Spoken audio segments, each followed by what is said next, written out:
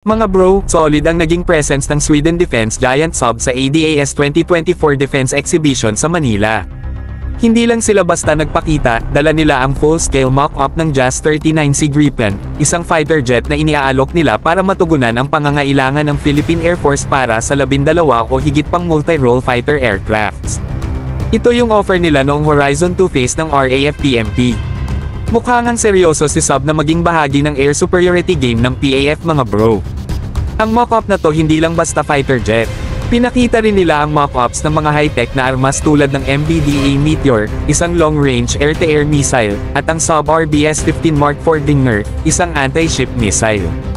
Kapag naarmahan ng Gripens ng ganito, ibang level ng firepower ang makukuha ng PAF. Isipin nyo na lang mga bro, kaya nitong tumarget ng malalayong kalaban sa himpapawid at karagatan. Hindi lang yan mga bro. Sa loob ng pavilion, napakalaki ng booth ng Sub, puno ng scale models ng mas bagong JAS 39E F Gripen. Yung modelong ito, mas advanced pa, at ito rin ang offer nila ngayon para sa 40 multi-role fighters na kailangan ng PAF sa ilalim ng Horizon 3 phase.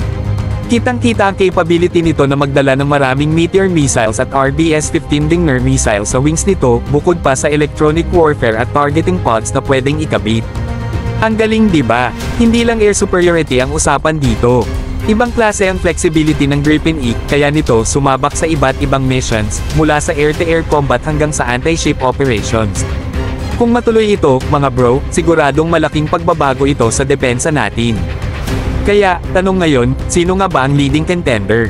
Well, Sub ang isa sa mga top choices ng PAF, pero ang tanong, paano nga kaya ito ipo-push through ng DND at PAF?